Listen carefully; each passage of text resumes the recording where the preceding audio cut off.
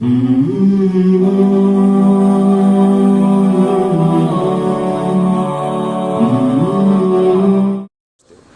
یہ بھی بتا ہی دیتا ہوں، کھڑے کھڑے جانور کی قربانی پوچھا تو نہیں ہے.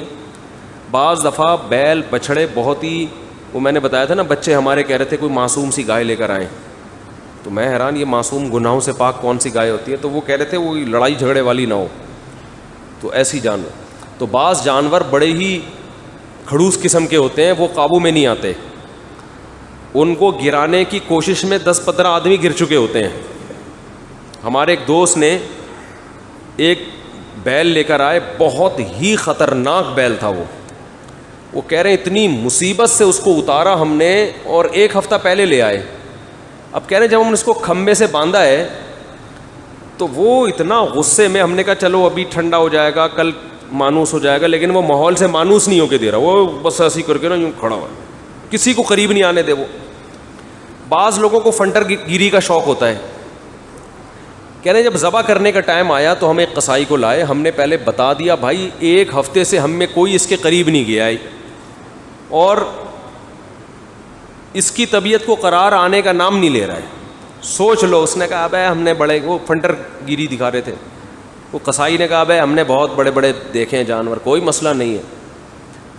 کہہ رہے ہیں وہ قصائی کو تو ڈر ہی نہیں، وہ قریب آ گیا اس کے.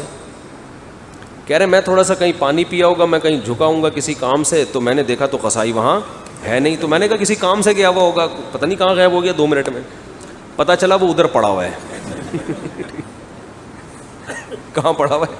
اس نے پتہ نہیں اچھل کے ایسی کک ماری ہے کہ قصائی کو بھی نہیں پتا کہ اس سے کا کون سا پارٹ اس سے متاثر ہوا ہے. کافی دیر بعد اس کو پتہ چلا کہ لگی کہاں ہے. وہ سمجھ رہے ہیں نا. امین اختر نے وہ گالیوں کا بتایا تھا نا کہ وہ ایسی جگہوں کو گالیاں دی کہ پولیس والوں کو حیران تھے، یار یہ والے پارٹس تو ہمیں بھی نہیں پتہ تھے جہاں ماموں گالیاں دے رہے ہیں جس کو. خیر، تو ایسا جانور ہو، بیل ہو، بچھڑا ہو، جو بالکل قابو میں نہ آ رہا ہو، اس کو لٹانے کے لیے بندے کے لیٹنے کا خطرہ ہو کہ پہلے 2 بندے گریں گے پھر یہ گرے گا، تو ایسے جانور کو کھڑے کھڑے بھی ذبح کیا جا سکتا ہے. سمجھ رہے ہو؟ اس کا طریقہ یہ ہوگا کہ ایسا چھرا لے جو 2 دھاری ہو، جس سے اونٹ کو نہر کرتے ہیں، تو 2 دھاری چھورے سے اس کی گردن پہ بسم اللہ اللہ اکبر پڑھ کے آپ اس گردن پہ یہاں کیا کریں، اس کو وہ کٹ لگا دیں اور ایسے کر دیں. اصل مسئلہ ٹانگوں کا ہوتا ہے نا، وہاں جائیں گے تو غائب ہونے کا خطرہ ہوتا ہے، ٹھیک ہے نا، سر تو بندھا ہوا ہوتا ہے اس کا.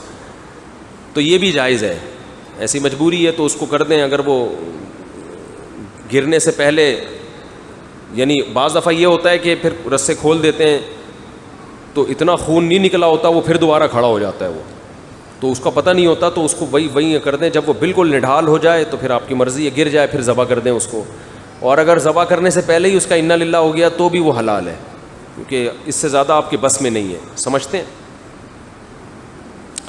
اچھا یہ کم از کم گولی مارنے سے بہتر ہے. بعض لوگ یہ کرتے ہیں کہ سر پہ گولی مار کے گراتے ہیں، اس کو گولی مار کے گرا کے پھر ذبح کرتے ہیں. یہ اس سے بہتر ہے کہ یہ طریقہ اختیار کیا جائے جو میں نے بتایا، 2 دھاری تلوار سے نا کھڑے کھڑے اس کو.